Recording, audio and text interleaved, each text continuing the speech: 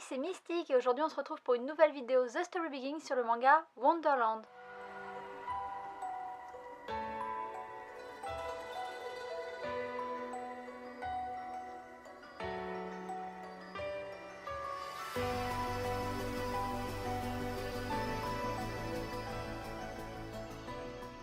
Le manga Wonderland est dessiné et scénarisé par Yugo Ishikawa. Je ne sais pas si vous connaissez cet auteur, il a commencé comme assistant auprès du très célèbre mangaka Naoki Urasawa, qui a écrit Pluto, Billy Bat et bien d'autres.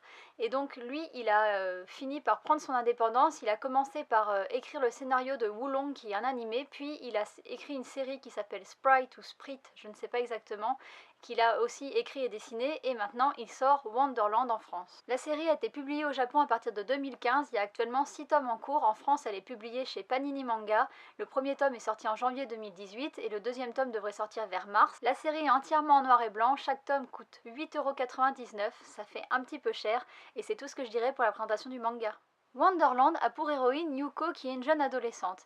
Elle va se réveiller un matin et elle va se rendre compte qu'elle a rétréci. Et quand je vous parle de rétrécir, je parle pas de perdre 3-4 cm, non. Elle a rétréci, elle est toute petite, elle a la taille d'une poupée.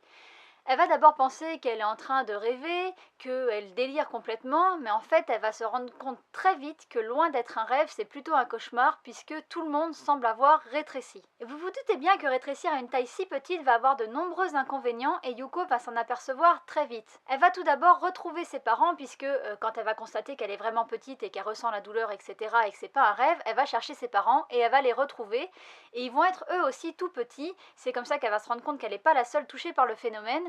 Et elle va les voir immédiatement mourir sous ses yeux. Et bien sûr, ils ne vont pas mourir d'une manière très sympa. C'est le chat de la famille qui va les tuer. Pour un chat, une petite bestiole comme ça, c'est comme une souris, et qu'est-ce qu'un chat fait avec ses proies? Il s'amuse avec, et donc le chat de la maison va choper le père de Yuko, il va s'amuser avec jusqu'à le tuer, puis il va s'en prendre à sa mère, et Yuko va réussir à s'échapper grâce à Poco, son chien, qui lui est resté fidèle, et donc grâce à lui, elle va réussir à regagner sa chambre. Les événements vont ensuite s'enchaîner et Yuko va devoir prendre des décisions importantes. Elle va se rendre compte en regardant par la fenêtre de sa chambre que les oiseaux attaquent aussi les hommes, que ses voisins sont devenus aussi minuscules. Elle va voir un voisin qui essaye d'échapper à son chat par la fenêtre et qui en sautant en fait se fait attraper par un corbeau et se fait tuer. Donc elle se rend compte que son monde est en train de sombrer dans la folie de manière totalement incontrôlable et elle va décider en fait de quitter sa maison.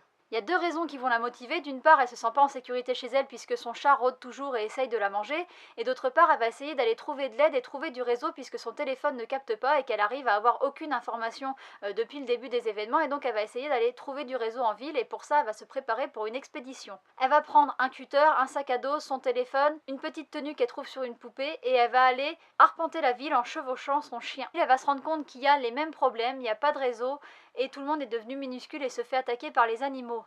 Elle va à un moment réussir à capter et à appeler son ami Takuya qui lui habite dans un autre secteur, dans une autre province et qui va lui dire que chez lui il n'y a aucun problème et il va lui envoyer des vidéos qui circulent sur internet de ce qui se passe par chez elle.